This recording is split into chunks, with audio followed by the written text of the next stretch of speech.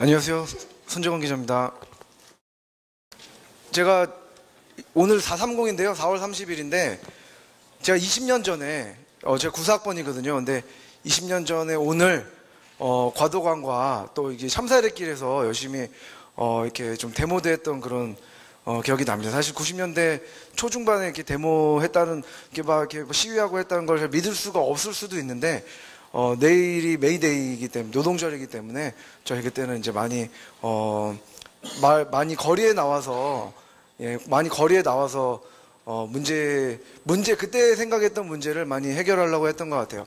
오늘 이 말씀을 드리는 이유는 오늘 제가 말씀을 드리는 이유가 이렇게 20년 전 말씀을 드리니까 20년 전 그때 제가 생각했던 문제 해결의 방식, 문제 해결을 어떻게 할 것인가 라는 것과 20년 후에 2015년, 1995년의 문제 해결은 여러분들의 선배들은 문제가 발생을 했을 때 내가 이게 정말 사회적인 문제다, 내가 이걸 문제를 해결해야겠다고 했을 때 거리로 나갔습니다. 또 거리로 나가서 돌을 던졌고 또 데모를 했고 시위를 했었고요. 근데 지금은 문제 해결을 어떻게 하느냐, 그것이 바로 앙트프리너십이고 지금 20년 후에 오늘 2015년 오늘 또 앞으로 4, 5년 후에 문제 해결을 어떻게 할 것인가에 대해서 한번 생각하는 시간이 됐으면 좋겠습니다. 민족고대 이제 일부러 달았고요. 시작하도록 하겠습니다. 박수로 시작하시죠. 제목을 4YFN으로 달아. 이게 무슨 뜻인지 아는 분 있으세요? 4YFN. 이 뭐냐면 4 years from now라는 그런 약자입니다. 그냥 만들어낸 단어이기도 한데요.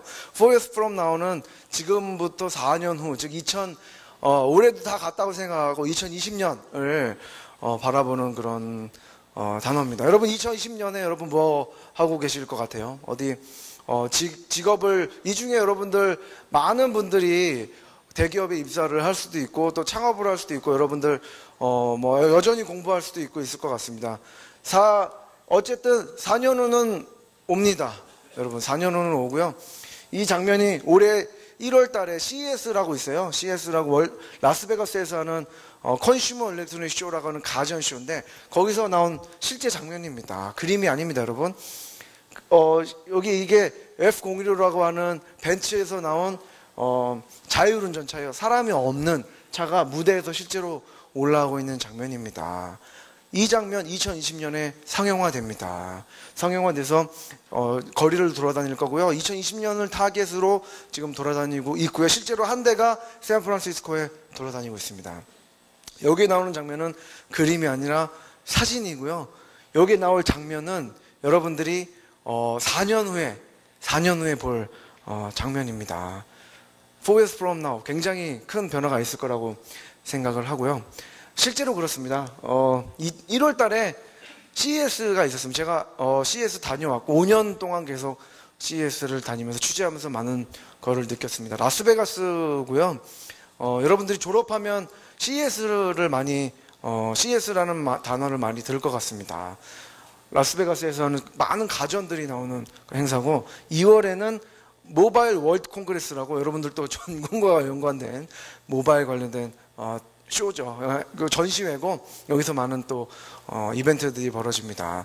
3월 달에는 세빗이라고 독일 하노버에서 하는 행사입니다. 세빗에서 이렇게 이 사람이 누구냐면요. 아시겠죠? 요즘에는 알리바바의 잭마 마윈이 기조연설을 하고 있습니다. 참 마윈의 기조연설 보면서 참 느낀 게 언제적 중국인데 이렇게 중국이 이렇게 기조연설을 하고 마치 대한민국이 중국이 지금 뭐 알리바바나 뭐 텐센트 이런 샤오미 같은 이런 회사들 때문에 마치 대한민국에 있는 기술가 한국이 굉장히 뒤져 있는 듯한 느낌이 들기도 합니다. 근데 어떻게 제가 한문학과이기 때문에 저는 중국 문학과 한국 문학, 고전 문학을 공부를 우리 안암에서 했지만 중국은 존경하는 나라지만 제 태어난 이후부터 한 번도 중국은 한국보다 앞서 있었던 적은 없는 것 같습니다. 하지만 그 촌스러운 나라고요. 여전히 촌스럽습니다. 하지만 왜 이 중국이 우리보다 앞서 있는 거 아니야? 이거 중국이 우리보다 추격하는 거 아니야? 이런 굉장히 느낌이 들고 그런 기사를 제가 쓰고 있는데요. 이런 잭마 마윈 회장이 이렇게 하는 걸 보면서 여러분들이 앞으로 4 years from now에는 미국뿐만 아니라 중국인과 중국의 기술과도 경쟁해야 되는 여러분들은 굉장히 어려운 시기에 살고 있는 것 같습니다. 이런 1, 2, 3월 달에 전시회를 보면서 제가 느낀 게 있어요. 뭐냐면은 여러분들이 지금 개발하고 있고 여러분들이 공부하고 있는 기술, 테크놀로지라고 하는 것들이 있지 않습니까? 테크놀로지는 특징이 이런 것 같아요. 이게 뭔지 아세요, 여러분? 이게 가상현실 기기죠. VR, Virtual Reality 가상현실 기기입니다. 여러분들이 개발하고 있고 공부하고 있는 기술들, 앞으로 많은 나올 기술들, 뭐 3D 프린터라든지 뭐 드론도 있고요. 뭐 여러 가지 뭐 VR, 뭐 여러 가지 기술들이 있죠. 5G 뭐 이런 기술들이 있는데 신기술의 특징이 저는 이건 것 같아요. 이렇게 이런 것 같습니다. 이게 뭐냐? 저는 제가 생각하는 거는 신기술은 이렇게 경험을 한 사람들은 입이 벌어집니다. 이 아름다운 여성이 저는 얼굴 못 봤는데 어쨌든 아름다운 입을 벌리고 지금 뭐 하는 짓입니까 이게? 근데 굉장히 중요하지 않습니까? 근데 이거를 경험을 하면은 VR이 됐건 뭐 3D 프린터가 됐건 드론이 됐건 경험을 한 사람은 누가 나를 보고 막 입을 딱 벌립니다. 입 벌리면서 이렇게 그러면서 이분의 다음 행동은 뭐겠습니까? 옆에 있는 친구한테 너도 한번 써봐 라고 이제 얘기를 하겠죠. 왜냐하면 놀라운 경험이니까, 입 벌어질 경험이니까. 지금의 많은 기술들이 특징이 이렇게 입을 벌리게 하느냐 아니냐의 싸움인 것 같아요. 이 경험을 주느냐, 여러분들이 지금 공부하고 있는 것들이 앞으로 나올 기술들이 정말 입 벌어질 수 있는 경험을 주느냐 못 주느냐의 그런 싸움인 것 같습니다. 기술들의 특징이 그런 것 같아요. 한번 이 기술을 경험을 하면 빠져나가기 힘듭니다. 저도 VR 기기를 보면서 그런 느낌이 드는데 정말 대단하다라고 생각이 드는데 경험을 안 하는 사람들은 미친 거 아니야? 나 이런 거 안 써. 그런 얘기합니다. 이렇게 이걸 딱 보고 드는 생각이 뭐겠습니까? 여러분들은 그나마 이제 공대니까 경험하겠다고 하지만 대부분의 사람들은 아마 나 이거 안 써라고 할 겁니다. 어우 추해 이렇게 할 겁니다. 여러분들이 지금 개발하는 많은 것들이 사실상 다른 사람들한테 보면은 추하다라고 느낄 수가 있어요. 그런 거 뭐하러 써? 왜 하지 이런 거? 누가 산다고? 하지만 경험을 한 사람들은 이렇게 입 벌어지는 경험을 하게 해주고 많은 신기술들이 이렇게 벌어지고 있습니다. 그래서 지금은 경험 경제라는 말을 많이 쓰고 있습니다. Experience 이코노미라는 말을 쓸 정도로, 예를 들면 이게 뭐 커피 같은 경우는 이렇게 커피 원두를 커뮤니티라고 한다면 지금 많은 제품 아직까지 상업화 시대에 있지 않습니까? 많이 넘어갔지만 이렇게 커피 원두 봉지를 파는 이렇게 된다면 지금은 스타벅스를 파는, 그러면서 스타벅스에 가서 그 경험을 하고, 이 다음 단계 뭐겠습니까, 여러분? 이 스타벅스 다음 단계가 뭐겠습니까, 여러분? 커피 머신입니다. 왜냐하면 이렇게 커피를 스타벅스에서 경험을 하고 이거를 이제 똑같은 경험을 파는, 그래서 이제 커피 머신을 파는 단계까지 오지 않습니까? 이게 경험을 이제 제품을 파는 게 아니라, 지금 여러분 커피 머신을 왜 삽니까? 커피 머신 살 필요 뭐가 있어요? 커피 못 먹어서 죽나? 아닙니다. 그런 경험들을, 스타벅스에서 했던 경험들, 그런 내가 커피 전문점에 가서 했던 그런 여유로운 경험들을 내가 사기 위해서, 집에 놓기 위해서 커피 머신을 사고, 지금 커피 머신은 불친한 듯 팔리고 있습니다. 커피 머신이 필요해서 커피 머신을 사고 싶어서? 아닙니다. 그 경험을 사기 위해서, 그 경험을 다시 경험하기 위해서 커피 머신을 삽니다. 앞으로 많은 기술들이 이렇게 경험을 주느냐 안 주느냐의 싸움으로 가게 될 것입니다. 그리고 지금 기술들의 특징은 많은 것들이 여러분 재정의가 되고 있습니다. 모든 것들이 재정의가 되고 있습니다. 여러분 가전 뭡니까? 이런 냉장고, 세탁기, TV 우리가 가전이라고 부릅니다. 가전 여기입니다. 가전 한자로 풀어보면 이거예요. 집에서 쓰는 일렉트로닉스, 이게 가전입니다. 여러분 컨슈머 일렉트로닉스를 번역하면 어떻게 됩니까? 가전이에요. 가전입니다. 집에서 쓰는 거, 집에서 쓰는 거죠. 지금은 하지만 가전이 무엇입니까? 이런 드론, 지금 CES 제일 많이 나왔던 게 하늘에는 드론, 땅에는 로봇, 이런 거 아니겠습니까? 스마트카 이런 것들이 지금 나오고 있습니다. 드론, 여러분 드론이 뭐냐? 가전입니다. 지금은. 왜냐? 뭐 가전의 특징인 거죠. 여러분들 어렸을 때, 여러분 부모님들 세대에는 가전은 뭐 냉장고, 세탁기 다 부잣집에만 있었습니다. 지금은 가전은 누구나 가지고 있습니다. 드론도 마찬가지입니다. 여러분 드론을 제일 많이 볼 수 있는 데가 어딘 줄 아세요? 드론 그 무인 항공기 있지 않습니까? 이거 제일 많이 볼 수 있는 데가 어디입니까? 중국 아닙니다. 제일 많이 볼 수 있는 데가 중동입니다. 왜? 무인 폭격기입니다, 여러분. 드론은 무인 폭격기예요. 원래 40년, 50년 된 기술입니다. 신기술이 아닙니다. 이 무인 폭격기, 군사용도로 쓰이는 무인 폭격기가 지금은 40만 원대, 50만 원대, 심지어는 2박 3일로 뚝딱 만들어낼 수 있는 드론이 됐습니다. 쉽게 누구나 살 수 있는, 여러분 가격이 혁신이에요. 이노베이션은 가격입니다. 저렴하게 살 수 있어야 그게 혁신인데 지금은 드론이 가전이 되고 있습니다. 가전은 재정이 되고 있습니다. 로봇 마찬가지입니다. 여러분 로봇, 아시모 로봇, 혼다의 아시모 로봇, 제가 아직도 있습니다. 얼마입니까? 그거 어떻게 사? 여러분 로봇을 어떻게 사요? 로봇 살 수 있습니까? 저 청소기 로봇 말고 살 수 있어요? 삽니다. 실제로 일본에서는 삽니다. 페퍼 로봇 나왔습니다. 일본에서 이렇게 마사요시 손 아니겠습니까? 여기 페퍼 로봇 지금 100만 원, 200만 원대 사이에서 완판됐습니다. 커뮤니케이션 로봇입니다. 지금 여러분 가전 100만 원, 200만 원대예요. 이 로봇이 처음 나온 데 언제입니까? 1932년에 처음 나왔습니다. 지금 앞으로 4 years from now 로봇 1인 1로봇 글쎄요. 4년 4 years from now 모르겠지만 10년 뒤에는 모르죠. 정말로 가정에 이런 커뮤니케이션 로봇이 한 대 있을 법한, 이게 미래입니까 여러분? 미래가 아닙니다. 곧 여러분들 앞에 찾아올 것입니다. 모바일도 마찬가지입니다. 모바일을 번역하면 뭐가 됩니까? 전화입니다. 전화. 띠엔화. 전화 아니겠습니까? 갤럭시 S6 이번에 MWC에서 나왔습니다. 전화입니다. 스마트폰. 이걸 번역하면 어떻게 됩니까? 일렉트로닉 스피킹인가? 그죠? 어쨌든 전자로 하는 말입니다. 이게 전화예요. 우리가 생각하는 스마트폰, 전화. 하지만 여러분, 이게 뭡니까 이거? 애플 와치입니다. 오늘 제 페이스북 친구가 올린 전화 잘 된다고 나온 겁니다. 여러분 이게 전화입니까? 시계입니까? 이건 전화인가요? 시계인가요? 여러분들도 이미 늙었어요. 왜냐? 여러분들은 머릿속에 이미 전화와 시계는 머릿속에 있습니다. 전화는 이런 스마트폰이 이런 게 전화고, 시계는 이렇게 손목시계라든지 벽에 걸린 게 시계죠. 하지만 이거는 전화입니까? 시계입니까? 여러분. 그냥 와치입니다. 애플 와치입니다. 애플 와치가 리디파인 하고 있는, 재정의를 내리고 있는 거죠. 전화와 시계를 다시 정의를 내리고 있습니다. 제가 딸이 3살이에요. 우리 베이비, 우리 딸 입장에서, 여러분들도 이미 갈참이에요. 우리 딸 입장에서, 이거를 보면서 전화라고 하겠습니까? 시계라고 하겠습니까?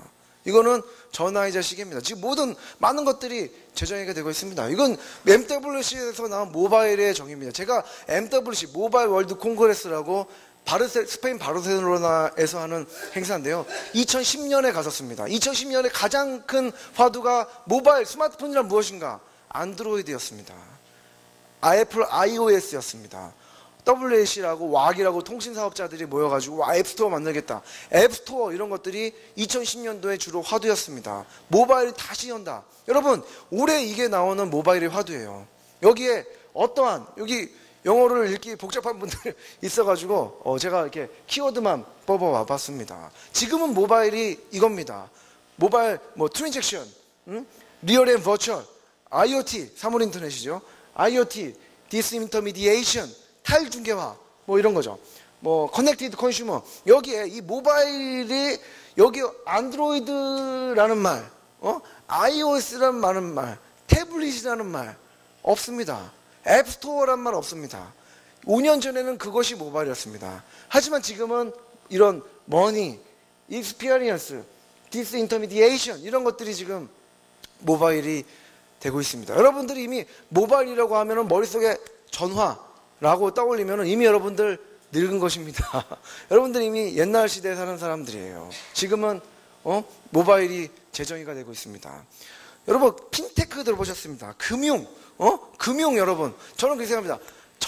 가정과 전화는 재정이 되고 있는데 금융은 핀테크로 인해서 오히려 본질에 가깝게 가고 있다. 우리 선조들이 금융이라고 파이낸스라고 했던 정의에 오히려 근접하게 가고 있습니다. 이걸 한자를 제가 한자를 해제해 보겠습니다. 금이 이거 뭡니까? 금이 뭐니 아니겠습니까? 돈이겠죠? 융이 무슨 뜻입니까, 여러분? 응? 융이 융합할 때 용자예요? 융합할 때.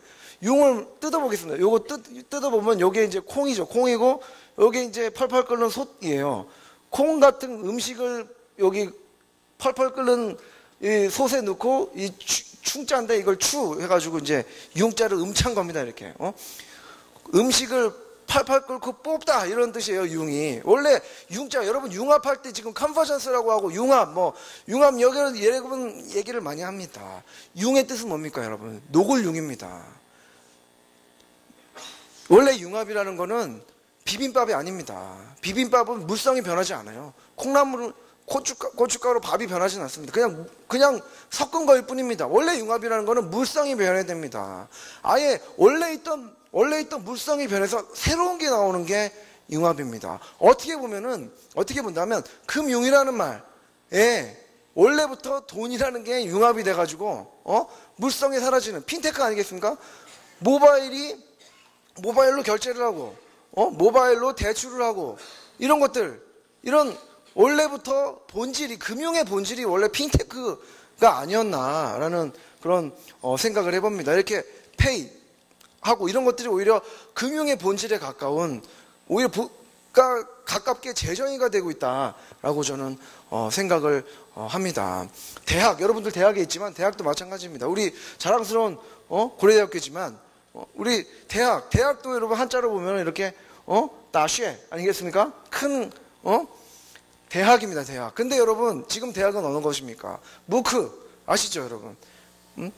무크 매시브 온라인 오픈 온라인 코시스 무크 아니겠습니까? 이렇게 밖에서도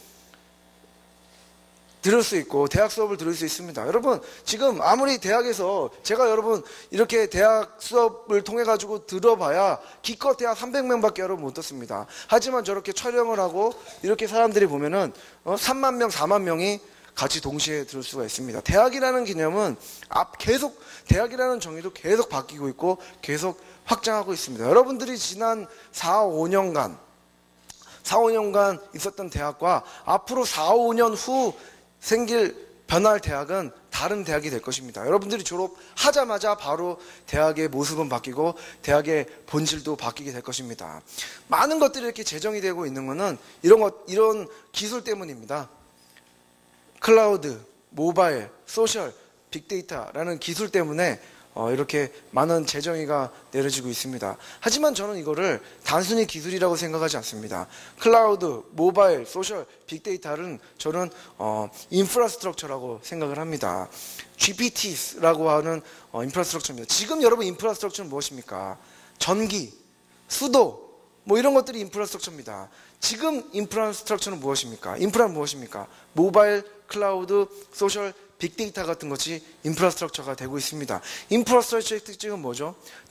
이렇게 한번 전기가 들어온 다음에 전기를 이거 꺼지고 촛불을 쓴다라고 하면 야 이거 불편해서 어떻게 살아? 촛불은 데모할 때나 쓰는 거지 라고 할 수 있을 것 같습니다. 지금의 인프라스트럭처는 이렇게 인프라스트럭처는 한번 경험하면 돌아가기 힘듭니다. 여러분 클라우드에 이렇게 자료를 왔다 갔다 하다가 어떤 교수님이 CD 구워와 이러면은 굉장히 이 교수님 왜 이러시지? 이렇게 할 수 있습니다. 그런 교수님만 많지는 않겠지만 어쨌든 그런 일들이 벌어질 수가 있습니다. 인프라스트럭처라는 걸 한번 경험하면 돌아가기 힘든 겁니다. 또 지금까지 인프라스트럭처는 누가 깔았습니까? 국가나 지자체에서 깔았습니다. 지금의 인프라스트럭처는 누가 깔고 있습니까? 미국에 있는 몇몇 기업들이 무료라는 비즈니스 모델로 전 세계를 상대로 인프라를 깔고 있습니다. 돌리기 힘든 그런 인프라스트럭처를 깔고 있습니다. 거기다가 더 재밌는 특징이 무엇입니까? 지금의 인프라스트럭처는 이렇게 하나로 클라우드, 모바일, 소셜, 빅데이터라는 인프라스트럭처는 동시에 한꺼번에 융합해서 물성을 해체시켜서 하나로 그냥 동시에 깔고 있습니다. 때문에 같은 해에서는 이런 예측을 했습니다. 2020년까지 모든 기업이 IT 기업이 될 것이다.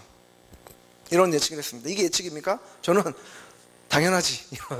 당연하지라는 생각이 듭니다. 이게 왜냐? 지금은 어떤 비즈니스가 농업, 패션, 뭐 어떤 비즈니스가 이렇게 인프라, IT와 클라우드와 모바일과 소셜과 빅데이터가 융합되는 그런 환경에 어떻게 자유로울 수 있겠습니까?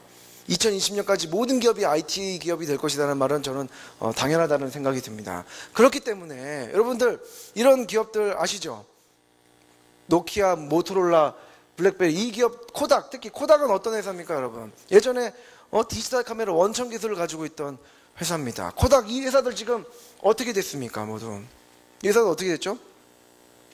다 코닥 됐습니다, 여러분. 저는 이 코닥이 코닥이라는 단어가 회사 이름이 아니다. 이건 동사다라고 생각을 합니다. 왜? 정말 적응을 못하면 이게 코닥이라는 말, 우리말로 약간 비속어를 쓰고 얘기하면 한 방에 훅 가다. 졸리면 죽다. 졸면 죽는다. 뭐 이런 얘기 아니겠습니까? 여러분, 회사만 코닥됩니까? 개인도 코닥됩니다. 그게 뭐 예전에는 개인의 경쟁력이라는 이름으로 우리가 또 지금도 아주 쓰고 있습니다만은 뭐 그런 거죠. 국가도 여러분 코닥됩니다. 여러분, 우크라이나 어떻게 됐습니까? 우크라이나. 작년에. 나라가 쪼개졌어요. 쪼개집니다. 영국 어떻게 됐습니까? 영국. 작년에. 나라가 쪼개질 위기에 있었습니다. 스코틀랜드 독립하려고 그랬죠. 시리아 지금 여러분 어떻게 됐습니까? 시리아. 그 아름다운 다마스쿠스 수도를 가지고 있는 시리아. 아작나고 있습니다, 지금. 오만 어떻게 됐습니까, 지금? 우리가 여러분들이 아는 국가, 지금 생각하는, 여러분들이 생각하는 것들, 시대가 바뀌고 많이 바뀔 것입니다. 코닥될 수 있습니다. 사실 작년 세월호 사태나 많은 이런 것들이 한국도 코닥될 위기에 처해 있어서 그러지 말자고 우리가 계속 저항하고 있는 것이 아니겠습니까? 기업만 코닥되는 것이 아닙니다. 개인, 사회, 국가도 코닥될 수 있다고 생각합니다. 그런 의미에서 앞으로의 그런 변화들, 지금 지난 20년간 변화, 또 앞으로 20년간 변화, 우리는 인플렉션 포인트, 즉 변곡점에 있다라는 그런 표현을 쓰고 싶습니다. 제 말이 아니고요. 여기 에릭슨이라고 하는 통신 장비 회사 CEO 한스 베스버그인데 이 사람이 했던 말을 제가 아이폰으로 냈다 찍어왔습니다. 우리는 인플렉션 포인트에 있다. 우리는 변곡점에 있다라는 것입니다. 지금까지의 디지털, 지금까지 여러분들이 있었던 변화. 제가 아까 1995년 20년 전 오늘 말씀드렸지 않습니까? 20년 전 오늘 여러분, 저는 삐삐 차고 다녔습니다. 응답하라 1994 삐삐 여러분 기억하실 수도 있을 것 같습니다. 삐삐 차고 다녔습니다. 저는 중도간 과도간에 왜냐 검색 엔진이 없었기 때문에 그때도 책으로 리포트를 쓰려면 중도간 과도간에 가가지고 책을 대출을 받았습니다. 지금 여러분 말도 안 나올 정도로 그런 일이 있나라고 그러지만 지금 지난 20년간 벌어졌던 변화, 앞으로의 변화는 엄청나다는 거죠. 왜냐? 지난 20년간의 변화는 95년부터 오늘까지의 변화는 서막에 불과한 것입니다. 지금까지의 변화는 인스톨레이션 시기였다는 그런 얘기입니다. 서론, 본론, 결론이라고 두면은 지금까지 여러분들이 아는 디지털은 서론이 끝났어요. 이제 서론이 끝난 겁니다. 지금은 본론, 앞으로는 트랜스포메이션 기라는 거, 대전환기가 오고 있습니다. 이 변화기, 진짜 변화기에 우리가 딱 요 시점에 있는 것이면 여기 올라가느냐 내려가느냐의 차이가 있겠죠. 이런 변화에 우리가 변곡점에 서 있고 지금 여러분들은 디지털이 바꿀 비즈니스와 디지털이 바꿀 세상에 본론 챕터 넘버 1, 1번 서론 넘버 1에 여러분들 지금 앉아있는 시기입니다. 앞으로도 본론입니다. 여러분들이 앞으로 20년간 본론이 펼쳐지게 될 것입니다. 엄청나게 많은 변화가 있을 것이며 오히려 이런 표현을 쓰는 사람도 있습니다. 지금까지 디지털 1%밖에 안 변한 것이다. 99%가 변화가 남았다라는 그런 표현도 씁니다. 앞으로는 결론은 어떻게 나올지 모르겠지만 여러분들이 죽을 때까지 결론이 안 내릴 수도 있습니다. 하지만 중요한 거는 지금 본격적인 디지털이 가져올 변화의 챕터 넘버 1이 서론은 끝나고 본론 챕터 넘버 1이 시작됐다. 이렇게 보시면 될 것 같습니다. 이런 기술의 변화만 있는 것이 아닙니다. 여러분, 산업 구조도 변하고 있습니다. 지금 최대 산유국이 어디입니까, 여러분? 사우디라고 나와야 되는데 사우디가 아니고요. 지금 최대 산유국 어디입니까? 미국입니다, 여러분. 미국이 최대 산유국이에요. 지금 여러분 유가 얼마인지 아세요? 1,400원대입니다. 지금 무슨 80년대 90년대도 아니고. 제가 유가 2,000원대 기사 썼던 기억이 납니다. 지금은 최대 산유국은 미국이고, 지금 개발도상국이 어디죠? 인도네시아, 인도, 브라질, 브릭스입니까? 아닙니다. 미국입니다, 여러분. 미국이 지금 개발도상국이 되고 있어요. 지난해 3분기 경제 성장률 5% 찍었습니다. 물론 연 경제 성장률을 보면 2에서 3% 갑니다. 중국도 여러분 7% 성장해요. 인구 12억이. 미국 인구 3억 인구의 미국이 2, 3% 찍습니다. 한국 어떻게 됩니까? 한국 0.1%, 0%대입니다, 지금. 1%도 안 돼요. 연간 성장이 2% 왔다 갔다 합니다. 미국은 3% 찍습니다. 작년 3분기에는 5% 찍었고요. 중국은 7%지만 가장 그 혁신 엔진을 가지고 가장 많이 성장하는 나라가 여러분 미국이 되고 있습니다. 지금 우리가 예전에 가지고 있던 상식, 지금 새로운 상식 바뀌고 있습니다. 거기다가 모바일, 태블릿 이런 모바일이 데스크톱을 추월하기 시작했죠. 사람들이 다 태블릿 모바일만 보고 데스크톱 잘 안 봅니다. 거기다가 또 최대 인구 지금 최대 인구는 어디입니까? 당연히 중국입니다. 하지만 여러분들은 최대 인구가 어디냐라는 질문에 중국보단 페이스북이다라는 대답이 나와야 한다고 생각합니다. 왜냐하면 여러분들은 자랑스러운 고대 공대인들이기 때문에. 왜냐? 페이스북 인구가 여러분 14억을 뚫었어요. 올 1월 달에 14억. 이게 가입자가 아닙니다. MAU라고 Monthly Active User가 살아있는 인구입니다. 페이스북에 살아있는 인구가 14억입니다.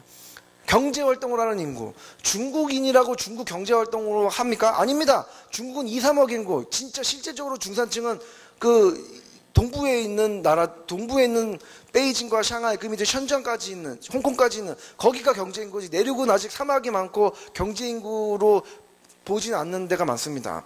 페이스북에서 여러분들 라이크하고 동영상 올리고 사진 올리고 다 경제활동입니다. 이렇게 페이스북에서 경제활동을 하는 인구가 14억입니다. 이미 온라인이 오프라인을 추월하고 있습니다. 여러분들이 앞으로 어떻게 살아야 될지 잘 생각해 보셨으면 좋겠어요. 거기다가 더군다나 저처럼 제가 신문기자지만 신문과 매거진 아웃도어 광고보다 인터넷 광고가 지금 추월하고 있죠. 이렇게 보면은 지금은 거대한 골든크로스의 시기라고 저는 생각을 합니다. 이렇게 모바일이 데스크톱을 추월하고 또 온라인이 오프라인을 추월하는 그런 지금은 거대한 골든크로스. 여러분들 이게 변곡점이라는 게 딴 얘기가 아니에요. 여러분들 지금 온라인과 오프라인이 바뀐, 옛날 상식과 새로운 상식이 바뀐 골든크로스의 시기에 여러분들 지금 있는 것입니다. 여기서 그냥 올라가느냐 내려가느냐 거기에 지금 선택했는 거죠. 그거는 개인이게 될 것이며 사회이며 국가이며 모든 나라들이 다 이런 골든크로스의 순간에 있습니다. 실제로 여러분 이게 뭐 장난 아니에요. 모든 것들이 다 변하고 있어요. 여러분 서울시가 지금 지하철료가 300원 올리려고 해요. 왠지 아세요? 왠지 아세요? 적자기 때문에 만성 적자긴 하지. 여러분 지하철에 광고가 안 팔립니다. 지하철 광고 성형외과 광고밖에 없어요. 아니면 정말 뭐 지방자치단체나 서울시 그거 광고가 안 팔립니다. 왜 안 팔립니까? 사람들이 다 이것만 보고 있어요. 모바일만 스마트폰 보고 거기서 하고 있기 때문에 지하철 광고가 안 팔려요. 적자 본다고 300원 올리기로 했습니다. 모바일 우리가 하루 종일 모바일로 보고 있고 모바일 온리라고 하죠.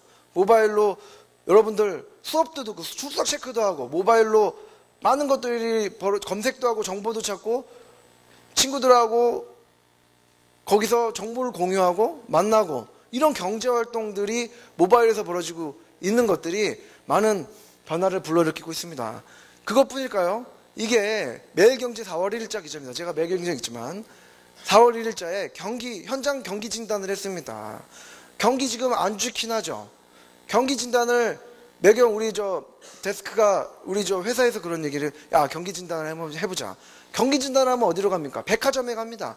백화점에 가면 어떻게 됩니까? 이렇게 지금 죽을 맛이에요. 지금 한국 경제가. 한국 경제 죽을 맛입니다. 한국 경제 지금 뭐 얼어붙은 소비, 백화점 대형마트 매출 곤두박질, 식당 미용실, 술집도 죽을 맛. 이거 보면은 대한민국은 죽을 맛입니다. 진짜로. IMF 저리 가라예요. 우리 죽을 맛이에요. 하지만 여러분 모바일로 가보세요. 모바일. 똑같이 모바일로 보면은 우리는 이 경기 진단, 백화점, 경기 진단을 백화점에서 하면 마이너스입니다. 하지만 이렇게 온 모바일로 보면은 125% 성장했어요. 하우. 여러분 너무 좋아요. 모바일로 보면 이렇게 좋은 경기가 없어요. 이 시점 모바일로 옮기면 이 대한민국은 정말 호경기입니다. 이렇게 좋은 오히려 경쟁 상대가 없어요. 모바일로 보면 이게 지금 125% 성장합니다. 근데 경기의 관점을 백화점으로 보면 죽을 맛입니다. 대한민국 이미 끝났어요. 거기 그 관점으로 보면. 하지만 모바일 온라인으로 보면 지금 난립니다. 이렇게 좋은 경기가 없어요. 여러분들 관점을 어디다 놓느냐에 따라서 대한민국 경기와 또 앞으로 무엇을 할 것인가가 달라집니다. 이렇게 기술과 산업 구조가 변하고 있죠. 더 큰 변화가 있습니다, 여러분. 무엇입니까? 인구 구조가 변하고 있습니다, 여러분. 밀레니얼들이 오고 있죠. 여러분들이 밀레니얼이죠. 밀레니얼이 뭡니까? 80년대생부터 2000년대 중반까지 태어난 여러분들 밀레니얼 세대죠, 그죠? 2000년대 중반까지 태어난 18에서 34세 이렇게 밀레니얼들입니다, 여러분. 밀레니얼들, 여러분들의 세대가 지금 오고 있어요. 무슨 뜻이냐? 밀레니얼들이 이거 백악관절입니다. 이거 제가 사람들마다 디파인이 다르기, 사회학자마다 디파인이 다르기 때문에 백악관절을 가져왔습니다. 밀레니얼들, 지금 올해 2015년부터 밀레니얼들이 그동안의 최대 인구라고 하는 베이비 부모, 부모님 세대죠. 2차 세계대전 이후에, 한국전쟁 이후에 태어난, 그래서 여러분들 삼촌 많습니다. 가족들이 많아요. 애 많이 낳거든요. 이렇게 베이비 부모가 원래 최대 인구입니다. 하지만 올해부터 밀레니얼들이, 여러분들 세대가, 밀레니얼들이 베이비 부모를 추월하기 시작했어요. 인구 수주 규모로. 그 밀레니얼들이 지금 회사에 입사하고 있습니다. 이렇게. 회사에 입사하고 있죠. 여러분들 이렇게 있죠. 이게 밀레니얼들 특징이 뭐예요? 여러분들 특징이 뭐예요? 디지털 아니겠습니까? 어릴 때 게임한다고 맞고, 지금도 카톡 맨날 이게 방에서 한다고, 혼나고, 그럼에도 불구하고 기어이 게임하겠다며, 기어이 이렇게 디지털로 익숙해도, 우리가, 이 밀레니얼들의 제일 큰, 여러 가지 특징이 있겠지만, 제일 큰 특징 중에 하나가 디지털이라는 걸 빼고는 여러분들의 세대를 규정할 수가 없습니다. 이 밀레니얼들이 지금 오고 있죠. 이분들이 지금 일로 오고 있어요, 일로. 사일런트 제너레이션. 우리 청와대에 많은 계시는 분들. 이분들은 지금 아웃 직전입니다. 응? 여러분들이 지금 오고 있어요, 이렇게. 여러분들이 지금 회사에 들어오고 있으며, 여러분들 세대가 지금 회사에 입사했죠. 여러분들 세대가 주력 소비자가 되고 있습니다. 지금. 이게 오게 돼 있습니다, 이렇게. 지금 앞으로의 변화, 이게 변화입니까, 여러분? 이게 미래인가요? 당연하지. 당연한 거 아니겠습니까? 변화는 당연한 겁니다, 이제. 여러분들 세대가 오고 있죠. 그렇기 때문에 존 체인버스 회장은 시스코라는 기업의 회장인데 이렇게 얘기했습니다. 앞으로 10년 내에 40%만이 살아남을 것이다라는 겁니다. 무슨 뜻이냐? 60%는 사라집니다. 여러분들이 지금 가고 싶어하는 회사 10년 내에 60%는 사라져요.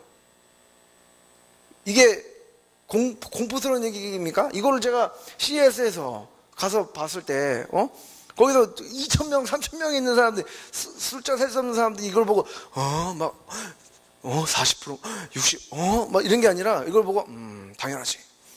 당연하지 이렇게 얘기를 합니다. 이거는 이 변화는 예를 들어 아까 말씀드렸죠. 노키아 사라졌습니다. 이름은 있죠. 하지만 존재하지 않습니다. 이름은 있으나 존재감은 없는 투명인간 같은 회사가 노키아, 모토로라 회사 존재합니다. 레노버에 팔렸어요. 하지만 존재감은 없습니다. 블랙베리 회사는 존재합니다. 하지만 존재감이 없죠. 모바일 시장 점유율 1.8%입니다. 지금 그런 회사들, 그렇게 큰 회사가 M&A 되면서 사라졌습니다. 의미 있는 모습으로, 그런 뜻입니다. 의미 있는 모습으로 살아남은 회사는 40%에 불과합니다. 여러분들이 지금 그렇게 가고 싶어 하는 대한민국이나 외국에 있는 대기업들이 혹시나 살아남을 수 있는 회사인지는 who knows? 모릅니다, 정말로.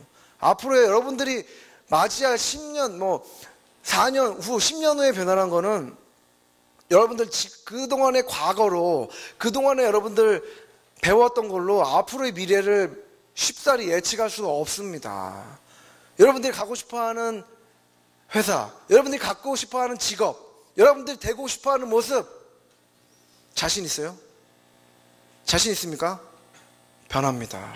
바뀝니다. 여러분들 취업하자마자 회사가 흔들립니다. 그럴 수도 있어요. 많은 것들은 재정의가 될 것입니다. 많은 것들이 변할 수밖에 없습니다. 과거로 미래를 판단하는 것은 바보 같은 짓입니다. 여러분들 4 years from now, 지금의 여러분들 시계를 2020년으로 놔보세요. 지금 2015년 지금은, 여러분들이 앉아있는 2015년 4월 30일 430은 과거입니다. 그렇지 않아요? 2020년에서 지금 보세요. 여러분들 지금 과거입니다. 앞으로의 4, 5년은 여러분들 과거를 사는 거예요. 미래를 사는 것이 아니라. 왜냐? 2020년은 오게 돼 있습니다. 변화는 찾아오고 있고 여러분들은 그 한가운데 있을 것입니다. 앞으로는 여러분 미래를 사는 게 아니에요. 과거를 사는 겁니다. 왜냐? 거기서 그 진짜 미래를 만들어 갈 것이냐, 남들이, 선배들이 만들어 놓은 과거를 답습할 것이냐, 그것이 이제 여러분들의 선택에 달려 있는 거죠. 그런 의미에서 지금의 또 기술 변화가 얼마나 더 올 것인지 말씀드리고 싶습니다. 이런 조금 더 디테일하게 기술에 대해서 말씀을 드리면, IoT 중요합니다. 사물 인터넷 들어보셨을 것입니다. IoT 지금은 저는 더 중요해요. IoT 여러분들 지금 학교 수업 시간에도 배우고 아마 기사라도 많이 봤을 것 같아요. IoT보다 저는 IoT 하면은 내가 IoT 내가 그렇다고 내가 센서, IoT가 뜬다 그러면 내가 센서 회사에 들어가야 되나? 아니면 IoT에 뭐 소프트웨어 엔지니어를 설계를 해야 되나? IoT 하면 내가 뭘 해야 되지? 창업을 해볼까? 많은 고민이 들 수도 있을 것 같습니다. 이게 뜬다고 하니까 실제로 뜨죠. 실제로 IoT는 모든 것이 될 것입니다. IoE라고 인터넷 오브 에브리띵이 될 것입니다. 하지만 그 관점으로 그렇게 싱스, 사물 인터넷 시장의 가장 작은 게 싱스 시장입니다. 사물 인터넷에서 제일 작은 게 사물 인터넷입니다. 엄청나게 변하게 될 것입니다. 그런 의미에서 IoTize라는 시각, 즉 IoT화하다라는 시각으로 보면은 정말 많은 것들이 우리 기회가 펼쳐질 것 같습니다. 예를 들면 이런 겁니다. 보일러. 지금 린나이에서 와이파이 보일러를 내놨어요. 옛날에 보일러는 여러분 뭐 했습니까? 거꾸로 타는 보일러. 2번 타요, 3번 타요. 2번 타는 보일러, 3번 타는 보일러로 홍보를 하고 그렇게 제품을 내놨습니다. 지금은 여러분 연결돼요. 연결되는 제품으로, 연결되어가 지금은 포인트입니다. 연결되지 않은 보일러를 연결되게끔 만드는 IoTize죠. 어떻게 보면은 전동 칫솔, 여러분, 전동 칫솔, 지금 스마트 전동 칫솔, 여기 연결돼요. 블루투스로 연결돼가지고 여러분들 양치 아무리 해도 이빨이 썩죠. 왠지 아시죠? 구석구석 안 하니까. 맨날 해도 썩습니다. 이는 왜? 이는 이렇게 천천히 이렇게 잘 닦아야 되는데, 맨날 해도, 이를 안 닦아서 안 되는 건 아닙니다. 잘 안 닦이니, 그러니까 구석구석 안 닦으니까. 이게 해결해 줍니다, 이게. 이게 앱으로 볼 수 있어요. 어디 닦았는지. 몇 번 닦았는지, 몇 시간 닦았는지 알고 있다고 합니다. 19만 원. 이렇게. 이렇게 이런 제품들. 앞으로는, 잘 닦여요가 아닙니다. 연결돼요. 당신이 몇 번 닦았어요. 이런 걸로 IoTize화 하는 걸로 바뀝니다. 더군다나 여러분들, 이거는 제가 가져온 건데, 여러분들 또 중요한 게 무엇입니까? 여러분들 IoT 하면서 고민이 이게 IoT가 도대체 내가 뭘 해야 되느냐? 많은 기업들이 고민입니다. 중요한 거는 뭐냐면 이 오케스트레이션 이슈가 발생을 할 것입니다. 이거를 여러분 지금도 음악회 가면은 이게 다 바이올린, 첼로, 음악, 관현악기, 현악기 뭐 다 소음입니다. 이 지휘자가 딱 올라오기 전에는 소음이에요. 이게 듣기 힘듭니다. 하지만 지휘자가 딱 올라오는 순간 음악이 됩니다. 아주 아름다운 음악이 되고 이 전체 호흡을 다 사로잡을 음악이 나옵니다. 지금도 IoT도 마찬가지인 것 같아요. 많은 것들이 소음입니다. 많은 소음들이 나오고 있습니다. 지휘자가 누가 될 것이냐? 애플은 내가 할 거다. 구글 아니다, 내가 할 거다. 삼성전자 나도 하겠다. LG 나 할걸? 이러면서 계속 자기가 지휘하겠다. SK텔레콤 나도 하나 좀 해보자. 해가지고 지금 지휘자를 누군가 하겠다라고 하는 것 아니겠습니까? 지금 이 오케스트레이션의 이슈가 앞으로 여러분들이 중요하게 봐야 될, 앞으로 전공을 하면서 앞으로 미래를 보면서 중요하게 생각을 해야 될 것 같고요. 그리고 3, 4, 5 여러분들 앞으로 눈여겨보셔야 될 것 같습니다. 3, 4, 5. 3, 4, 5가 뭐냐면 이렇게 3D 3D TV처럼 눈을 현혹하는 것이 아니라 3D 카메라, 그 다음에 3D 프린터, 뭐 이런 것들, 그 다음에 4K 영화, 콘텐츠는 다 4K로 전송이 될 것입니다. 4K 영화와 뭐 4K 음악, 뭐 이런 것들. 그 다음에 울트라 UHD라는 그런 표현도 씁니다. 그 다음에 이제 5G죠. 이런 전송이 5G로 1000배 밴드위스와 또 이제 LTE 와이파이가 하나가 되는 또 이런 그냥 3, 4, 5가 앞으로 중요한 이슈가 될 것 같고, 저는 이 와중에서도 하나 예측을 한다면 이제 스마트폰 이제 카메라가 이제 2개 달릴 것 같아요. 이제 요 앞에. 지금은 아직까지 여러분 스마트폰은 진화가 이제 시작에 불과해요. 왜냐면 이 그래도 아무리 카메라가 어제 G4 나오지 않습니까? 아무리 카메라가 좋아도 그냥 2D잖아요. 2D입니다. 근데 이 카메라가 2개 달리죠. 카메라 2개 달리면 이제 3D로 캡처가 되고 짠 누르면 3D 프린터로 나오는, 여러분들이 이렇게 3D 프린터로 찍어서 나오는 그런 일이 벌어질 수도 있습니다. 이런 전송은 이제 5G로 하게 되겠죠. 3, 4, 5가 중요하다 생각하고, 이걸 합치면은 저는 VR이 될 수 있다라고 생각을 합니다. 저는 사람마다 예측은 다 다르고 뭐 보는 시각마다 다 다를 수 있겠지만, 저는 VR을 굉장히 가능성을 높게 평가하고 있습니다. VR이 앞으로 많은 거를 바꿀 것 같아요, 실제로. 그래서 아까 이제 경험의 시각으로 보면 더 말할 것도 없고요. VR 여러분들 앞으로 여러분들 전공 입장에서 제일 관심을 가져야 할 기술 중에 하나가 VR이라고 생각을 합니다. 게임과 영화는 하나가 될 것입니다. 교육 콘텐츠도 아마 많이 바뀌게 될 것입니다. TV의 모습도 많이 바뀔 거라고 보는데요. VR 때문에 많이 바뀔 수 있다고 생각을 합니다. 그렇게 생각하고 있는 와중에 올해 1월 달에 오늘은 또 마이크로소프트에서 빌드라는 컨퍼런스를 했고요. 올해 연초에 마이크로소프트에서 윈도우 10을 내놨습니다. 윈도우 10. 여러분 윈도우 7, 윈도우 PC 많이 쓰시고 있지 않습니까? 윈도우 10 올해 나옵니다. 윈도우 10 발표 장면입니다, 여러분. 윈도우 10이에요 하면서 하고 있는 것 같은데, 여기서 이런 홀로렌즈를 착용하면서 이렇게 윈도우 10이에요 이렇게 하고 있습니다. 이게 뭐 하는 짓입니까, 이게 지금? 이게 지금 이거 아름답습니까? 이게 보면 나 이거 찾고 싶어? 아닙니다. 하지만 이 사람들 좀 좋아 죽으려고 그럽니다, 이렇게. 왜냐? 이걸 차면 이런 게 나오거든요, 이렇게. 이런 게 나와요. 홀로렌즈라고 해가지고 이렇게 차면 이렇게 가상현실이 나옵니다. 가상현실 나와가지고 이거는 진강이죠. 진강현실 나와가지고 이렇게 여기 스카이프 찍으면 뭐가 됩니까? 스카이프 앞에 화면에 나오고 있잖아요. 외국에 있는 친구가 휙 뜹니다, 이렇게 하면서 헬로우 막 이러면서 아니면 미국에 있는 뭐 지인들 이렇게 나와가서 통화가 됩니다. 이렇게 소셜 네트워크 나오고, 게임도 그냥 게임 이게 뭐 어떻게 되겠습니까? 게임으로 실제로 하면서 그러니까 이렇게 이게 여러분 게임하는 장면이에요. 이게 지금 이게 프로젝트 모피어스라고 소니 겁니다. 이 게임하고 있는 거에 사람 또 좋아 죽으려 그래요. 이게 이러고 게임하고 있습니다. 앞으로 이게 지금 어벤져스 2 나왔잖아요. 아마 어벤져스 5, 6 정도 되면은 개봉을 여기다 할 것 같아요. 저는 여기다가 여기 개봉도 하고 개봉을 여기다 하면서 게임도 하고, 난 헐크야 뭐 이러면서 나는 아이언맨이야 이러면서 이제 뭐 그런 것도 앞으로 나오지 않을까. 여러분 게임과 영화의 경계는 VR로 인해서 사라질 수 있다고 생각이 듭니다.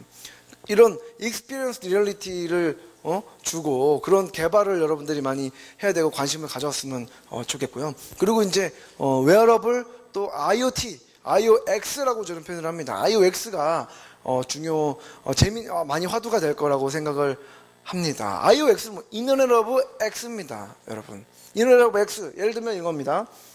인터넷 오브 낚시입니다. 이거는 뭐냐면 무슨 아이디어냐면, 낚시를 하면 왜 고기를 기다리지? 고기를 모으면 될 거 아니야? 해가지고 그 물에다가 이거 디퍼라는 걸 넣으면 고기가 모입니다, 이렇게.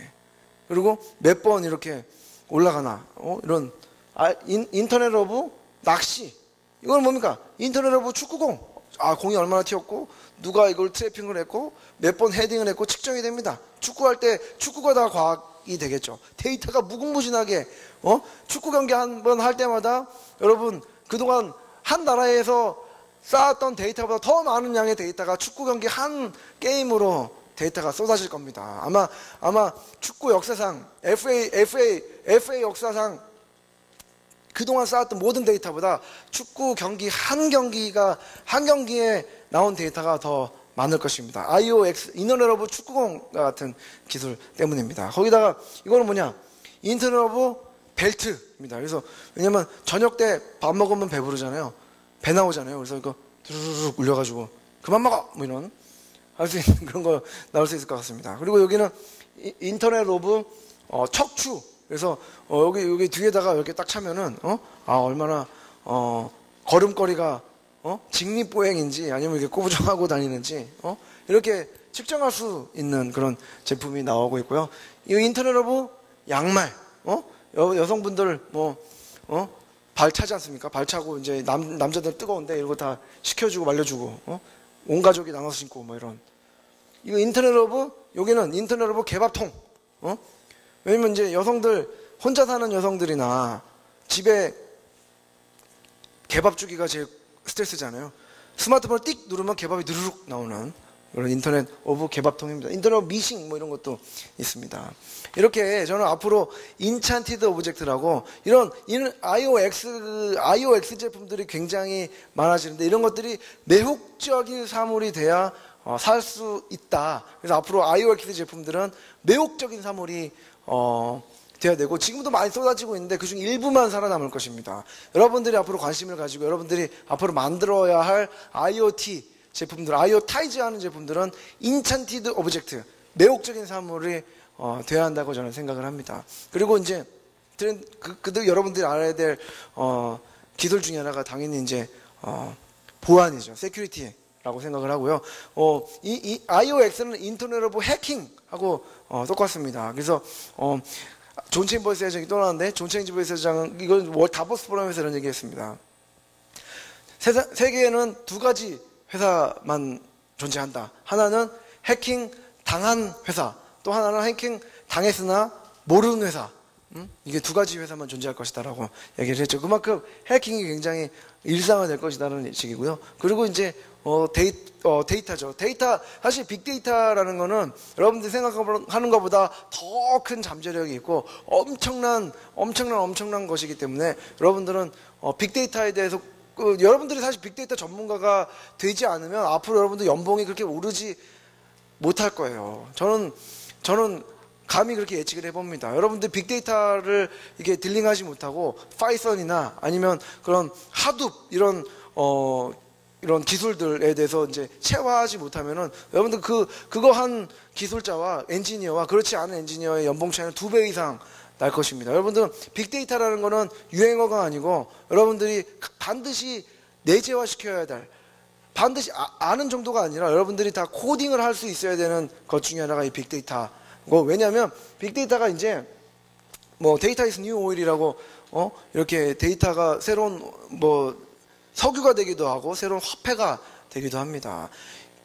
이런 것 때문에 데이터 때문에 여러분들 B2C라고 많이 들어보셨을 겁니다. 커스터머한테 직접 팔고 B2B, B2C라고 얘기를 합니다. 이제는 C2B가 될 겁니다. 커스터머 투 비즈니스. 왜냐? 커스터머에서 나오는 모바일 클라우드 소셜 빅데이터에서 생성하는 그 많은 테크놀로지들이 나와서 이거를 기반으로 해서 제품으로 생산하는 C2B가 B2C가 아니라 C2B가 됩니다. 이제는 당연합니다. 이렇게 잘하는 회사가 어느 회사입니까? 자라 같은 회사, H&M 이런 회사, SPA 브랜드, 패션 비즈니스, C2B를 통해서 완전히 그 패션 비즈니스를 완전히 평정을 했습니다. 왜냐?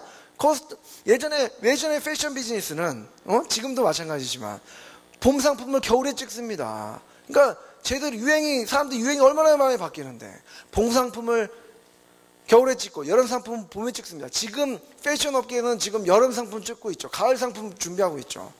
하지만 SPA 브랜드는 3월에 팔 제품을 2월에 팔고 4월에 팔 제품을 3월에 만듭니다. 바로바로 만들어서 바로바로 공급하죠. 왜냐? 이게 빅데이터가 있기 때문에 사람들 취향을 바로바로 반영해서 바로바로 바꿉니다. C2B, 이게 이제 새로운 용어입니까? 미래입니까 이게? 저는 당연하지 라는 생각이 듭니다. 이런 변화에서 우리가 중요한 거는, 제가 뭐 기술의 변화, 또 산업 구조의 변화, 인구 구조의 변화, 그걸로 인한 큰 정말 변곡점에 우리가 있으며, 지금은 디지털 혁명의 1.0이 끝나고 2.0 새로운 디지털 혁명의 그 변곡점에 있다라고 제가 말씀을 드렸습니다. 중요한 거는 여기서, 그렇다면 so what? 우리가 무엇을 해야 될 것이냐? 그렇다고 그러면 나는 뭐 어떡하지? 나는 뭐 어떻게 해야 돼? 라는 그런 질문이나 그런 생각이 들어야 한다고 생각을 합니다. 이런 와중에 저는 오히려 내가 무엇을 전공하고 내가 앞으로 뭐 먹고 살지? 여러분, 앞으로 대학원, 여기 대학원생들이 또 대부분이고 학부생들도 있을 수도 있고, 여러분들 가장 큰 고민이 내가 앞으로 뭐 먹고 살지? 가 아니겠습니까? 나 진로 어떻게 하지? 뭘 전공해야 되지? 무슨 회사에 가야 되지? 제일 큰 고민이죠. 앞으로도 큰 고민입니다. 여러분들, 하지만 고민의 방향을 바꿔야 됩니다.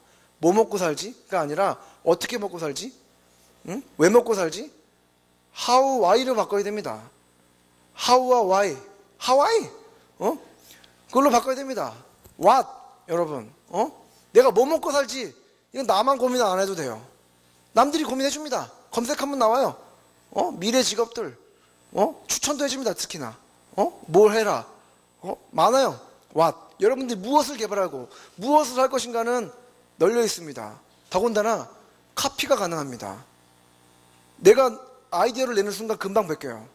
또 내가 뭘 하겠다는 순간 금방 베낍니다. What은 디지털 시대에 제로가 되고, 가면 갈수록 한계 비용은 제로가 되고, What은 컨트롤 C, 컨트롤 V가 됩니다. 무한 복제가 됩니다. 그것도 공짜로 복제가 됩니다. 심지어 하드웨어 만들어도 중국에서는 사람이 복제를 합니다. 통으로, 공장에서. 컨트롤 C, 컨트롤 V 합니다. 하지만 뭐 먹고 살지보다 어떻게 먹고 살지, 어떻게 할 것이냐, 내가 왜 이걸 하고 있냐 라는 관점을 바꾸면 앞으로 할 걸 무궁무진 맞습니다. 왜냐? How는 베낄 수가 없습니다. What은 베낄 수 있지만 How와 Why는 오직 나만이 가지고 있는 것이며, 오직 우리 회사만 가지고 있는 것이며, 오직 우리 학교만 가지고 있는 그야말로 노하우입니다. 베낄 수가 없습니다. 그렇기 때문에 문화가 굉장히 중요한 것입니다. 여러분들 갈 회사도 내가 뭐 먹고 살지보다 이 회사의 기업 문화, 이 회사가 어떠한 비전을 가지고 있느냐, 어떤 문제를 해결하려고 하느냐를 관점으로 보면은 여러분들 갈 땐 널려 있어요. 지금 대기업도 연봉 안 오릅니다. 스타트업 같은 데 만약에 가가지고 거기서 내가 제대로 간다면 연봉이 완전히 부자가 될 수도 있고, 내가 세상을 바꿀 수가 있죠. 관점을 바꾸면 새로운 세계가 나한테 들어오게 돼 있습니다. 누굽니까 이게, 여러분? 스티브 잡스가 애플 창업할 때가 몇 년입니까, 여러분? 20대입니다. 그가 20대 때 애플을 창업을 했습니다. 레리 페이지, 세르게이 브린, 저 다 봤습니다, 이런 사람들. 레리 페이지, 세르게이 브린, 몇 살에 구글을 창업했습니까? 이런 지금 28살에 대학원생 때, 스탠퍼드 대학원생 때 구글을 창업을 했습니다, 여러분. 응? 얘 몇 년생인 줄 아세요? 얘에서 미안한데, 어쨌든, 이 친구 막 적어보고 몇 년생입니까? 84년생이에요? 31입니다, 이 친구. 이제 30대 진입했습니다, 이제 20대 아니에요. 30대 진입했습니다. 여러분들, 제가 존경하는 정말, HP죠. 휴렛 앤 패커드. 이분들이 사실 실리콘밸리를 만든, 원조죠. 사실은 HP에서 나온 지금의 실리콘밸리 HP, 휴렛 앤 패커드. 예를 들면, 게러지에서, 그 창고에서 창업을 하고, 그 다음에 기업 문화가 중요하다고 하고, 직원 복지에 많이 신경을 쓰고, 오직 개발자들이 천국으로 만든 실리콘밸리는 사실 이 휴렛 앤 패커드에서 나왔습니다. 이분들 창업할 때가 28입니다, 여러분. 26입니다. 휴렛 패커드가 HP를 창업한 게. 여러분들 나이와 그렇게 다르지 않습니다. 여기서, 왔다 갔다 하시겠죠, 여러분들. 제가 나이는 정확히 모르겠지만, 여러분들 나이 때에, 이런 회사를 창업해서 지금 어마무시한 지금, 영향력을 끼치고 있습니다. 제가 이분도 굉장히 좋아하죠. 이분 롭 로이드, 롭 노이스, 인텔 창업 하셨고, 또 30대에 그 이제 8인의 배신자 해가지고 나와서 페어차일드에 들어갔고, 40대에 이제 인텔을 창업한, 어떻게 보면 지금 실리콘밸리의 또 다른 레전드죠. 어떻게 보면 그 스티브 잡스가 이분 롭 노이스의 그 이렇게 문화생으로 들어가가지고 자기가 제일 존경하는 사람이라고 했던 사람이 로버트 노이스입니다. 지금의 인텔을 만들었고, 이 회사도 이분도 20대에 뛰어들어서 30대에 페어차일드라고 40대 인텔을 창업을 했습니다. 여러분들 지금 바로 여러분들 나이거나 앞으로 한 4 years from now거나 이 시기에 이 사람들은 결단을 내리고 뭔가 자기의 업을 만들었습니다. 물론 이때도 페어차일드라는 회사가 있었고 거기 들어가고 했고, 기존에 있던 회사도 있었습니다. 뭐 말 만드는 회사도 있었고, 뭐 자동차 만드는 회사도 있었습니다. 이분들은 하지만 뛰어들어가지고 IBM도 이때 있었죠. 굉장히 IBM 100년 넘은 회사니까. 스티브 잡스 같은 경우는 내가 퍼스널 컴퓨터를 제정해야겠다. 퍼스널 PC, 퍼스널 컴퓨터. 그때 메인프레임이었죠. IBM. 이걸 제정해야겠다. 퍼스널 PC를 내가 만든 거 아니겠습니까? 스티브 잡스가. 구글도 마찬가지죠. 검색 엔진. 당시에 야후 있었어요. 알타비스타 있었습니다. 당시에. 더군다나 라이코스 같은 것도 잘하고 있었죠. 에스크닷컴이라고도 있었습니다. 이거는 검색 엔진이 아니다. 검색 엔진을 리디파인하게 제정해야겠다. 구글을 만들었습니다. 나이 26, 27, 28살. 여러분들 나이 비슷한 나이에 다 이렇게 창업을 했죠. 레리 앨리슨, 오라클의 레리 앨리슨도 33살에, 여러분, 맞나? 33살에 오라클을 창업을 했습니다. 그랬기 때문에, 이 사람이 이제, 마이클 모리츠라고 세쿼이어 캐피탈, CEO인데, 이게 유튜브 투자하고, 전설과 같은 VC죠. 이분이 이런 얘기를 했습니다. 무슨 얘기 했냐? 나는 투자를 한다. 어떤 회사? 세상의 문제를 고치기 위해서 새로운 아이디어로 무장을 하고 창업하는 20대한테 나는 투자를 한다라고 얘기를 했고, 실제로 이렇게 하고 있습니다. 실제로. 근데 이거를 보고 누군가는 이런 얘기, 내가 23, 여러분들은 이거보다는 좀 나이 많죠, 그죠? 22, 23살이 세상을 바꿀 것이다. 난 아닌가? 아니면 나는 할 수 있나? 라고, 난 젊으니까 할 수 있지 라고 하는 사람이 있을 것입니다. 하지만 이 사람들, 이 마이클 모리츠는 조건을 달았어요. 여러분, 세상의 문제를 고치기 위해 세상의 문제를 고쳐야 됩니다. 여러분, 세상의 문제를 고치기 위해 새로운 아이디어로 무장을 해야 됩니다. 그리고 창업해야 됩니다. 창업이라는 게 회사를 만든다라는 것도 있지만 새로 시작한다. 그게 앙트프리너십이거든요. 앙트프리너십은 기업가 정신만이 아닙니다. 기업가 정신은 앙트프리너십으로 번역할 수 있겠지만, 앙트프리너십은 기업가 정신으로만 번역되지 않습니다. 시작가 정신, 혁명가 정신, 여러 가지로 앙트프리너십을 번역할 수 있습니다. 앙트프리너십을 가진 사람만 세상을 바꿀 것이다라는 것입니다. 여러분, 세상의 문제를 디파인을 하고 새로운 아이디어를 가지고 빠르게 실행해야 세상을 바꾸고 투자를 받을 수가 있습니다. 저는 그런 의미에서 제가 아까 처음에 말씀드린 클라우드, 이런 변화들, 이런 큰 변화와, 선배들, 여러분들 선배들, 지금은 새로운 시대입니다. 클라우드, 모바일, 소셜, 빅데이터. 다시 제가 강조합니다. 여러분, 이거는 기술이 아닌, 트렌드가 아니라고 했습니다. 인프라스트럭처라고 했습니다.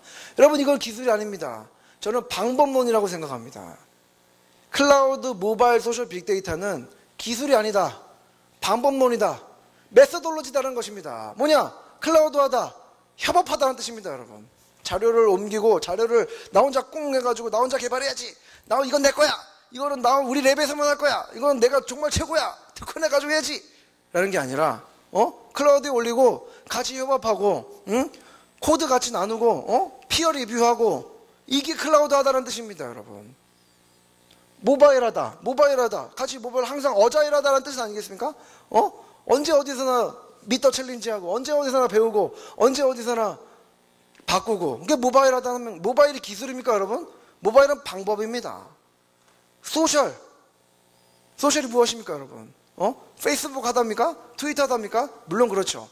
하지만 소셜하다는 얘기는 인게이지하다는 뜻입니다, 여러분. 인게이지하다. 관여하고 뭔가 하다 이런 이거 저는 클라우드 모바일 소셜 빅데이터는 단순히 기술이 아니다. 인프라스트럭처다. 그리고 우리가 새로운 삶을 사는 방법이다. 일하는 방식이다라고 저는 생각을 합니다. 그렇기 때문에 다시 한번 여러분, 지금 여러분들이 앉아있는 지금 좋을 수가 없어요, 여러분. 지금 좋은 분들도 있지만 좋을 수가 없습니다. 지금 좋을 시간이 어디서 1996년에 이 인텔 CEO였던 앤디 그루브죠. 앤디 그루브가 96년에 나온 책이 편집광만이 살아남는다라는 책입니다. 근 20년 후에 다시 제가 이 책을 한번 봤습니다, 여러분. 지금 여기서 제가 아까 변곡점이라고 얘기했죠. 여기 이 편집광만이 살아남는다. Only the Paranoid Survive라는 책에 이런 얘기 나옵니다. 인플렉션 포인트 나옵니다. 변곡점, 전략적 변곡점이라는 표현을 썼습니다. 이 앤디 그루브는. 우리는 1996년 때 얘기입니다, 여러분. 우리는 전략적 변곡점의 시기가 있다. 여기에서 올라가느냐 내려가느냐 지금 그 시기에 있다라는 1996년에 나온 얘기입니다, 여러분. 20년 만에 다시 왔습니다. 왜? 새로운 디지털이 오고 있기 때문입니다. 이때는 뭐가 왔습니까, 여러분? 인터넷이 왔습니다, 인터넷. 디지털, 그동안 이분이 있었던 디지털은 무엇입니까? 아날로그가 디지털화되는 것입니다.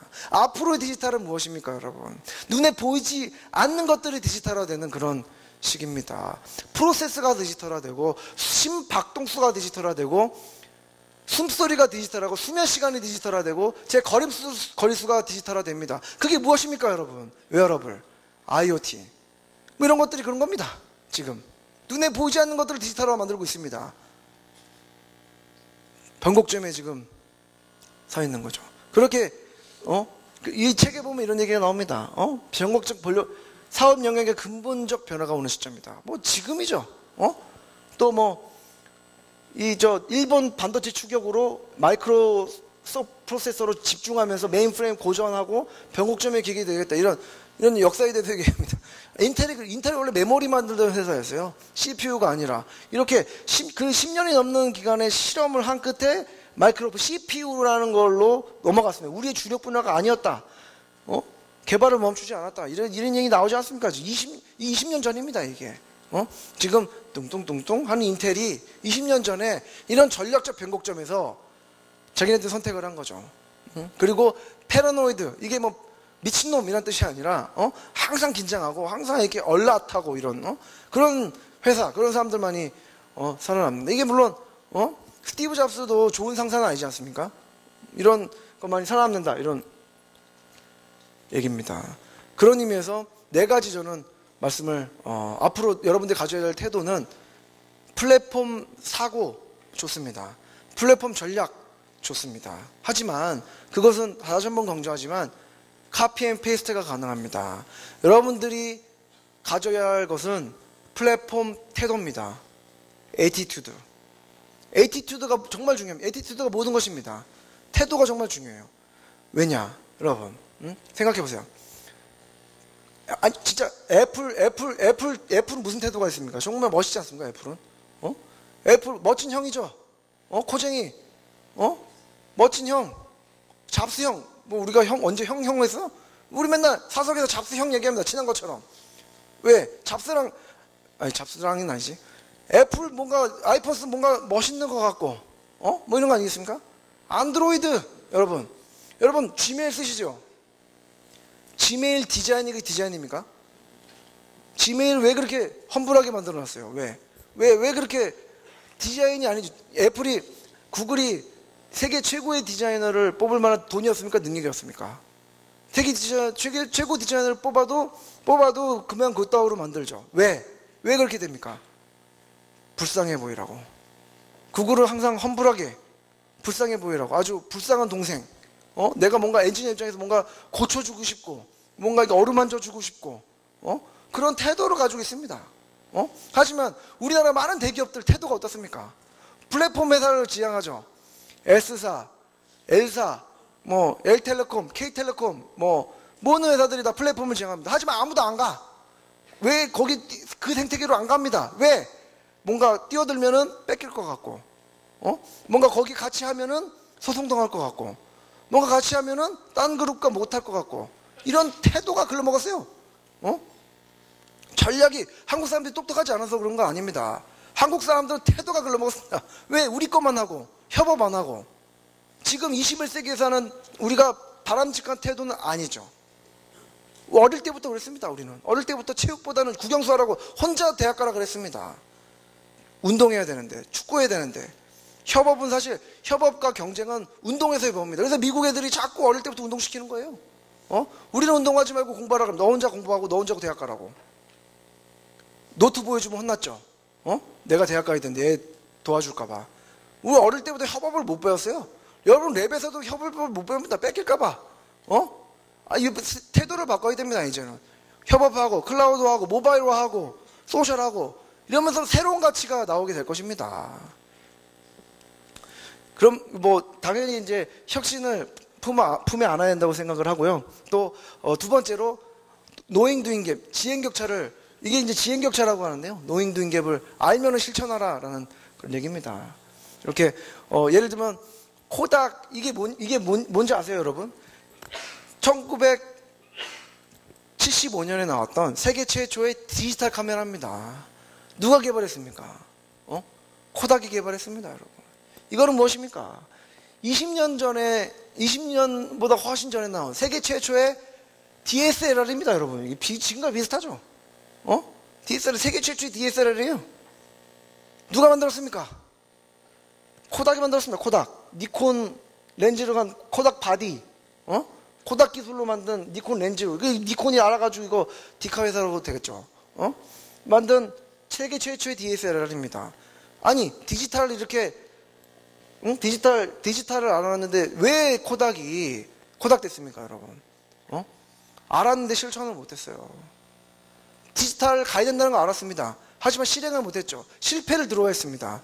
앙트프리너십이 없었습니다, 사실은. 그래서 우리가 알면 실천해야 된다. 지행 격차를 줄이는 것이 앞으로의 굉장히 중요한 관건이 될 것입니다. 그리고 우리가 잘 못하는 것 중에 이제 그러죠. 사람에 투자를 하지 못하고 장비와 건물에 많이 투자하지 않습니까? 좀 더 사람에 투자해야 된다고 생각을 하고요. 더군다나 다양성이 굉장히 중요합니다. 여러분들 아무리 똑똑하고 뭐 고대에게 있지만 분들 그래도 이제 여성분들이 그나마 우리 좀 많은데 그나마 여러분도 한국인들 아니겠습니까? 여기 있는 사람들 한국인이에요. 우리가 아무리 발버둥 쳐도 한국인들 앞에서 한국인들밖에 없습니다. 미국이나 중국 가면 외국인들도 굉장히 많죠, 사실은. 앞으로는 정말 다이버시티가 굉장히 중요합니다. 그래서 이런 구글이 이게 구글리니스라고 구글다움이라는 표현입니다. 이게 돈비이블도 있습니다. 당신이 회사다. 불만 있으면 고쳐라. 성공은 오지 않는다. 겸손하라. 아까 제가 말씀드렸죠. 우리가 다양해야 한다. 숫자 결정, 의사 결정이냐. 최고 인재와 이러고 싶다. 이게 구글입니다, 여러분. 구글은 이거 무슨 제품 만들겠다는 게 있습니까, 여기? 내가 세계 최고의 제품을 만들어서, 이게 구글리니스인데, 구글의 모토가 세계 최고의 제품을 만들어서 세계 최고의 제품으로 사람들 기쁘게 하겠다는 말 없습니다. 나는 어떻게 살겠다. 우리는 어떻게 일한다. 이런 얘기입니다, 지금. 이게 구글이에요. 구글은 어떻게 일하는가.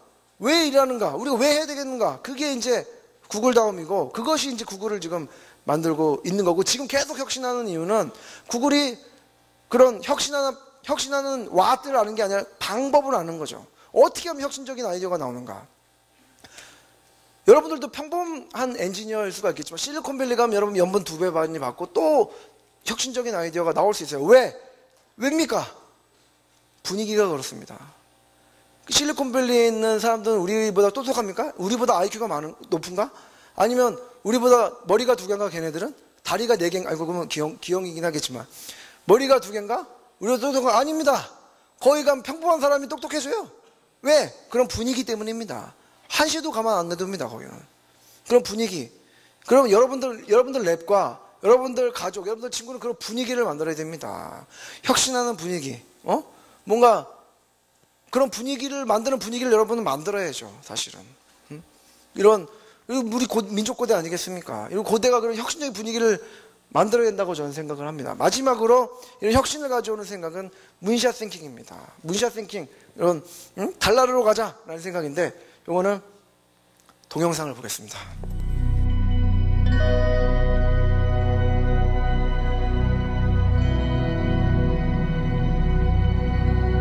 The actual moonshot is wonderful, inspirational, poetic, beautiful, involved great technical challenges, genuine heroism. It brought the world together. But think about the Polynesian islander on the dugout canoe, deciding one day they were going to go that way. No one had ever been that way before. No one even knew if there was anything that way before. It was amazing, and it changed the world. People can set their minds to magical, seemingly impossible ideas, and then through science and technology, bring them to reality. And that then sets other people on fire, that other things that look impossible might be accomplishable. Galileo is such a hero, you know, in thinking big, and what he represents to me is both curiosity and wonder that humanity had, that pushed him and drove himself to invent and work on the first telescopes that allowed us to see the moon, and here we are. These aviation pioneers were figuring it out as they went. No one really knew how to build an airplane, right? No one knew how to fly an airplane. It was amazing and crazy and wonderful, and they wanted to explore. Many years ago, the great British explorer George Mallory, who was to die on Mount Everest, was asked why did he want to climb it. He said, because it is there. There's so many challenges in the world, and you can feel daunted by that, you know, and sort of oppressed by that, or you kind of say, how might we think differently about this? Everyone else in the world is working on that next 10%. If you can be the one that delivers that 10 times improvement, you have a chance to really change things. If you want cars to run at 50 miles per gallon, fine, you can retool your car a little bit. But if I tell you it has to run on a gallon of gas for 500 miles, you have to start over. You need a lot of courage in this work, and you need a lot of persistence. One of the things that's really critical is not only having the courage to keep trying every day or thinking big, even if you don't really 100% believe it's possible, like you might think this might be possible, have the courage to try. That's how the greatest things have happened. You don't spend your time being bothered that you can't teleport from here to Japan, because there's a part of you that thinks it's impossible. Moonshot thinking is choosing to be bothered by that. We choose to go to the moon in this decade and do the other things, not because they are easy, but because they are hard. Humanity's progress has been a series of amazing, audacious things, from the very small and personal up to the great, big, and grand. And we are a species of moonshots. And to me, that's like the really amazing, poetic, and inspirational thing. I think our ambitions are a glass ceiling on what we can accomplish. When you find your passion, you're unstoppable. You can make amazing things happen. It's been true through all of history. I believe in the human spirit, and I believe that there are always going to be crazy people who will get out of bed one morning and say, you know what? I think I can build a space elevator, and let's go and do it. But I think that if we become afraid to take these great big risks, we stop inspiring people. We stop achieving things. And the biggest nightmare scenario is that we won't have what it takes to solve the really big challenges. When Kennedy said that we would put a man on the moon, it's about the fact that he said, we don't know how to do this yet, and we're gonna do it anyway. And that sends chills up everybody's spine. Because if that happens, what couldn't we do? 여러분들이 가장 가지고 있어야 될 생각 중에 하나가 이렇게 문샷 띵킹 아닌가 싶습니다. 제일 어려울 때 누가 하는 거에 방해받지 말고 계속 이렇게 문샷해서 10배 혁신하는, 10%보다 10배 혁신하는, 100배 혁신하는 새로운 사고의 틀을 바꾸는 게 제일 중요하고, 여러분들 공대생들에게 제일 필요한 것들 하나가 문샷 띵킹이 아닐까 생각을 합니다. 예, 감사합니다.